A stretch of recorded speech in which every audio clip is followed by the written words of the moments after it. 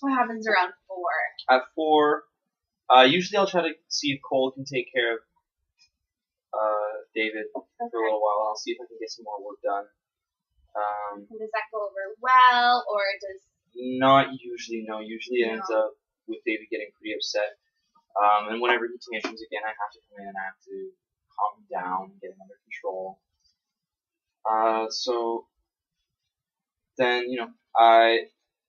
7 o'clock comes around, or 6 o'clock comes around, and so we're doing activities together, trying to get him to, be happy, do some, activities and things. And then we'll cook dinner, and David usually sits at the, at the table, and he'll do coloring, or he'll, read books, or do whatever he feels like doing at the table. And then after that we have dinner, and then we get him ready for bed. Excuse me. Okay, so then you get him ready for bed, and how does bedtime go over? Sorry. Bedtime is usually good, and, if I feel like it's a really good night, and maybe he might be on his, sleep schedule. Yeah, so sometimes he's on a sleep schedule, and sometimes he's not? Yes. Sometimes he's not, he's not on a sleep schedule, sometimes he is. Okay, perfect. Perfect. Okay, so describe the extent to which you believe activities that occur during the day are predictable for the person. Okay, well, David does have autism, so it is very important to maintain a routine. Okay. I have a great routine down, but no matter how often I try to prepare David for my absence or anything, he still has tantrums and causes himself harm. For everyone who is involved, they all know about David's tantrums. And we always try to be repetitive about what David needs to do, and inviting him when I will return, but about, and how he should never hurt himself, but he still does it, and it's impossible to get him used to it. Okay. Perfect.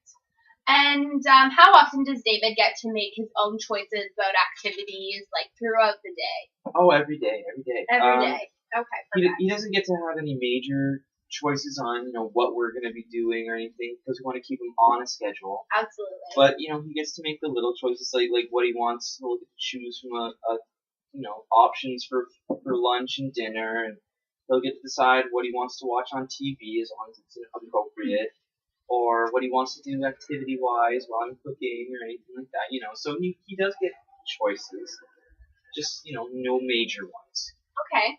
And describe a variety of activities that are performed throughout a typical day.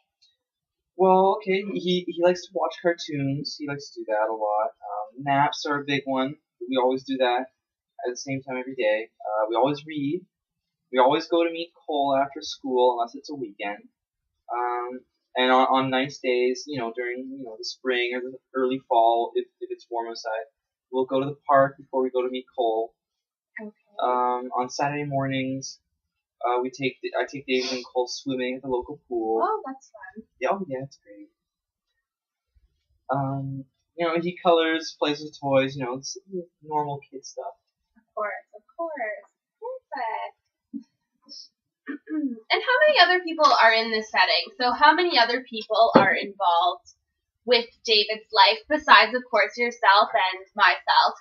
How many other people are involved? Well, there's mostly me, and if I'm excluding you, then I have Cole, of course, my other son, and my mother, Betty. She'll take care of them if I'm completely unavailable due to work or some other situation. Okay, and how is Betty finding it? At first it was easy, when he was a baby, there were no problems. But now that he's getting older and he's, developing these issues, she's having a lot of problems with it, and oftentimes if she has to restrain him, now that he's getting a little older, it's getting really difficult for her. Okay. So are you looking into maybe getting some help during the day, or are you looking for someone to replace your mom, or are you looking for anyone, or? I am looking for, a babysitter, someone who assists me during the day and keeping an eye on him, and maybe possibly someone who knows how to handle this kind of situation. Absolutely. Okay. And obviously there are no staffing patterns if nobody is working with him, right? No, not Perfect. And do you find David finds any of the tasks or activities that are presented throughout the day, finds them maybe boring or unpleasant? Dave enjoys all the activities usually that we. He's only unpleasant when I'm not there. So Okay. like that's about it. Other than that. So as soon as you're happy. removed from the situation, he becomes very upset. Extremely. Okay. And that's when he starts to self-injure himself? Yes. Every time when I'm removed. Other than that, no, he's a pretty happy child. Awesome. Okay, so I'm going to ask you some questions, and I just want you to ask most likely or least likely to occur. Okay?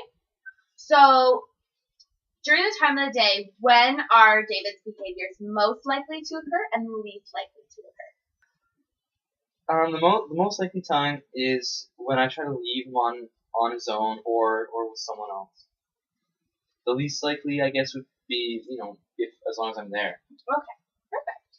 And where are these behaviors most likely to happen and least likely to happen? Most likely, again, at home. That's always where he is. He never really goes anywhere else. So I guess it'd be when I try to leave is when it's the worst, and then at least as long as I'm there, everything's okay. Okay, perfect. Awesome. And with whom are these behaviors most likely to occur? I think I can guess. The questions are kind of a little bit repetitive, but we're just trying to figure out as much info as we can. It's okay. It's all right. I understand. With whom are they most likely to be? Again, anyone but me. And then the least likely is as long as I'm there. Absolutely. And finally, what activity is most likely to produce the behavior and least likely to produce the behavior? Going to bed would be the worst. If I leave him on his own when he's trying to sleep, it's the worst. Okay. And when is it the least likely to happen? Again, anything that I'm there for. Okay, perfect. Awesome. Okay, so we're going to move on to a couple more questions. Okay, so are there particular situations or events that aren't listed above that can set David off? Yeah, if I don't give him enough attention, he can act up a lot. But once I give my full attention to him, he'll relax and have a normal day. So you find that if you're not giving him your direct attention, things can escalate because he gets upset because he notices? Yes, if he notices that I'm not paying attention to it, if I'm doing my work or paying more attention to something else, then I can get distraught. Okay, perfect. And what would be the one thing you could do that would be most likely to make the undesirable behaviors occur? Leave him on his own. So to remove yourself from the situation? Yes. Okay. You're doing great. I know there's a lot of questions. We're almost done. We just got a couple more to go through, okay? You're doing great. So are the above behaviors more or less likely or unaffected if you present him with a difficult task?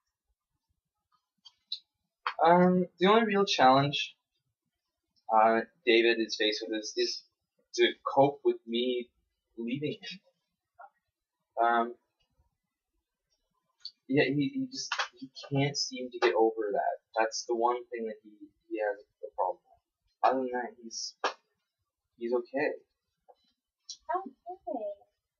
Now, are the above behaviors more, less likely, or unaffected if you interrupt a desired event?